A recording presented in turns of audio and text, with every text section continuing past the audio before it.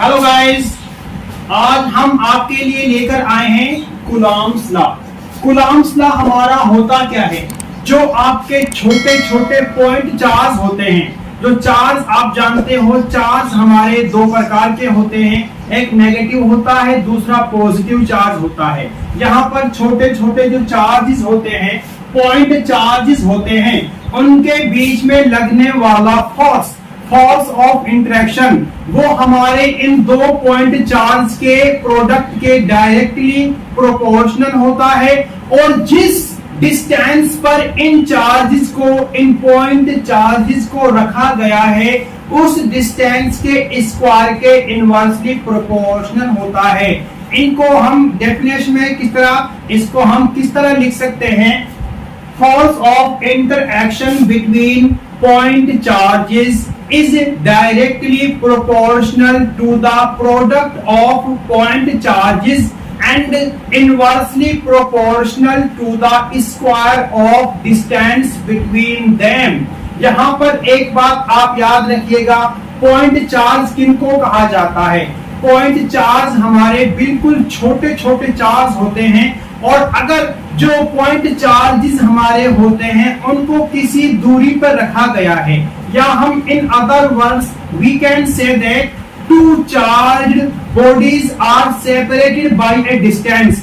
जो उन charged bodies का जो साइज है, अगर उन दोनों चार्ज्ड बॉडीज के डिस्टेंस से कम है तो उस साइज को इग्नोर कर दिया जाएगा और वहां पर चार्ज्ड बॉडीज को पॉइंट चार्ज एज्यूम किया जाएगा। समझ गए पॉइंट चार्ज हमारे क्या होते हैं? अब यहाँ पर हम क्या करते हैं, अकॉर्डिंग टू डेफिनेशन जो हमारे चार्जेस हैं, पॉइंट चार्जेस हैं Q1 Q2, ये दो हमारे पॉइंट चार्जेस हैं, इनके बीच की दूरी r है, इनके बीच का जो डिस्टेंस है वो r है। ये दो पॉइंट चार्ज हैं, इनको हम लिख लेते हैं अकॉर्डिंग टू डेफिनेशन। क्या करना है आप लोगों ने? इन दो पॉइंट चार्जेस के बीच में लगने वाला फोर्स, जो फोर्स ऑफ इंटरएक्शन होता है between two point charges, it mean क्या है? According to definition, according to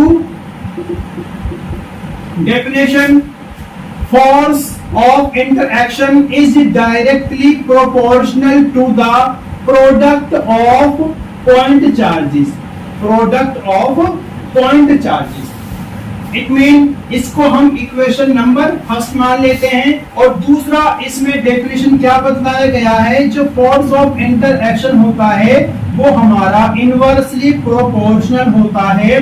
जो दो पॉइंट चार्ज आपके होते हैं उनके बीच में जो डिस्टेंस होता है उसके स्क्वायर के इनवर्सली प्रोपोर्शनल होता है।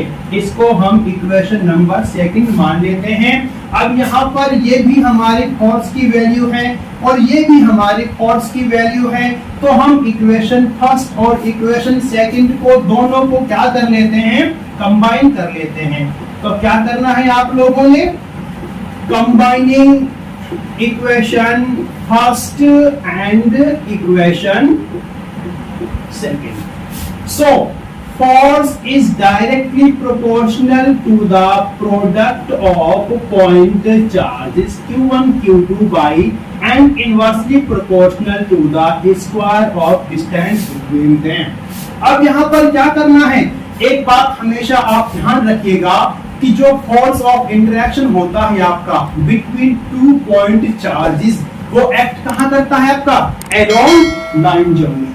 अलोंग लाइन जॉइनिंग ऑलवेज आपका फोर्स एक्ट करता है अलोंग लाइन जॉइनिंग। अब यहाँ पर आपको कूलॉम्स लॉ मिल गया, F is directly proportional to the Q1 Q2 by R का स्क्वायर। अब ये साइन ऑफ प्रोपोर्शनैलिटी है।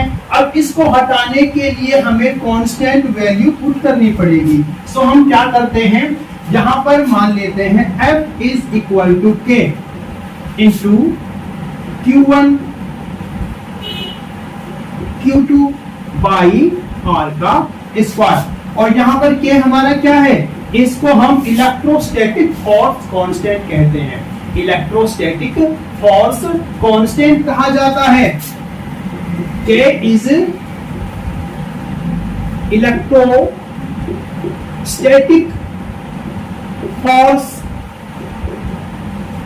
कांस्टेंट, और इसको कांस्टेंट ऑफ प्रोपोर्शनैलिटी भी कहा जाता है।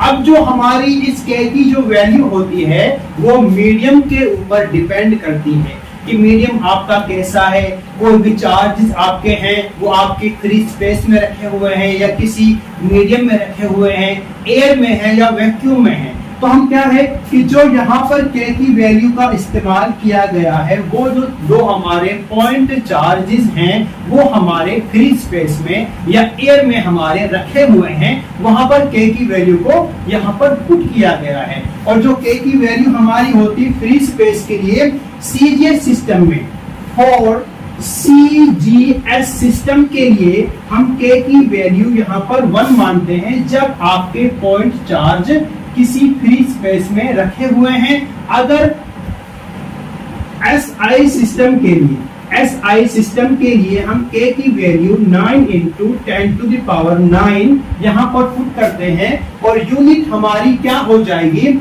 यूनिट हमारी हो जाएगी कि जो फोर्स आपका होता है इसकी के की हमारी यूनिट निकालने का तरीका होता है कि फोर्स को हम मेजर करते हैं न्यूटन में, और यहाँ पर आपका के डाइलेक्ट्रिक कांस्टेंट हो जाएगा, इलेक्ट्रोस्टैटिक फोर्स कांस्टेंट आपका हो जाएगा। और चार्ज को आप कूलम में मापते हो, कूलम इनटू कूलम, और डिस्टेंस को आप मीटर में यहाँ पर मेजर कर रहे हो तो मीटर का स्क्वायर। इसी तरह यहाँ पर आपका हो जाएगा कूलम का स्क्वायर।